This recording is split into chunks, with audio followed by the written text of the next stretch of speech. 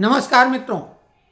शीश महल को लेके हमने जो कहा था वो सच साबित हो रहा है।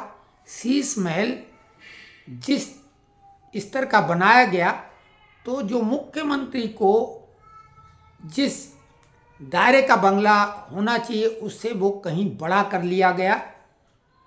इसलिए इंटाइटलमेंट के हिसाब से वो मुख्यमंत्री से अपर ग्रेड का बंगला हो गया है। इसलिए वो जरूरी नहीं है कि जो कार्यवाहक मुख्यमंत्री हैं डिक्लेयर्ड।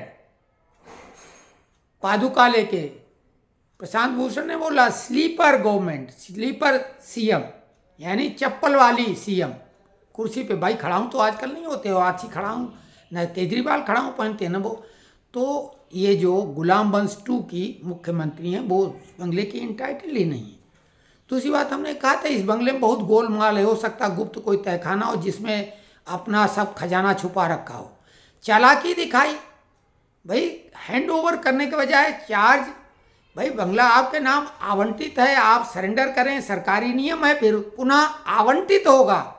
ये ऐसा थोड़ी कि आपने सामने वाले किसी को चाबी थमा दी वो आके रहने लगे, ऐसा होता नहीं है। कुल मिला के वो पहले सरेंडर करें और ऐसा उन्होंने नहीं किया, इसलिए बंगला सील कर दिया गया। लेकिन बात यहीं पे नहीं खत्म होगी, ये तो खबरें आपको मालूम हो चुकी हैं। अभी एक बात और है जो अभी कोई चर्चा नहीं कर रहा है। जो 5 नंबर का बंगला केजरीवाल ने अपने राज्यसभा सांसद मित्तल जी का ले लिया है, वो राज्यसभा सांसद के नाम से आवंटित है, अलॉट है। और केजरीवाल उसमें चले गए अपनी मर्जी से। मित्तल की मर्जी रही, स्वाभाविक है, उनकी मर्जी नहीं भी है तो है, वो तो हाँ उन्होंने कहा। लेकिन ये संभव नहीं है, एक सबलेटिंग वर्ड होता है, एक सरकारी आवास के लिए सबलेटिंग वर्ड होता है। तो उस नियम के अंतर्गत सबलेटिंग सिस्टम में कार्रवाई होती है अनुशासनात्मक। जो सांसद महोदय के नाम अलॉट है उनके खिलाफ भी होगी, और जो उसमें रहने गया अगर वो सरकारी कर्मचारी है, तो यहाँ कर्मचारी तो नहीं है, सरकारी नेता हैं दोनों, एक मेंबर ऑफ पार्लियामेंट एक विधायक। तो मेंबर ऑफ पार्लियामेंट अपने नाम का अलॉट बंगला किसी दूसरे मेंबर ऑफ पार्लियामेंट या विधायक को नहीं दे सकता, सबलेटिंग वाला कानून लागू होगा। तो इनको सरकारी जो रहता सिस्टम उसमें तो चार्जशीट इशू होती, मेमोरेंडम दिया जाता, नहीं तो चार्जशीट इशू होती रूल 16 में। लेकिन यहाँ पर चार्जशीट तो नहीं, लेकिन कारण बताओ नोटिस तो जारी होगा और कुछ कार्रवाई भी की जा सकती है। उस बंगले से बेदखल तो बहुत आसानी से किया जा सकता है केजरीवाल को, बड़े बेआबरू होकर तेरे बंगले से हम निकले वाली बात होगी, ना यहाँ के ना वहाँ के।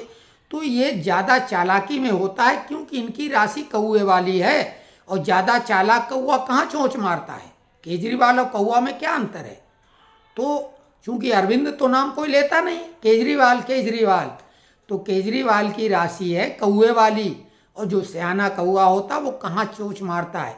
तो ज़्यादा सयानेपन में अभी सेवलेटिंग वाली कार्रवाई अगर सरकार करना चाहे तो आराम से होगी।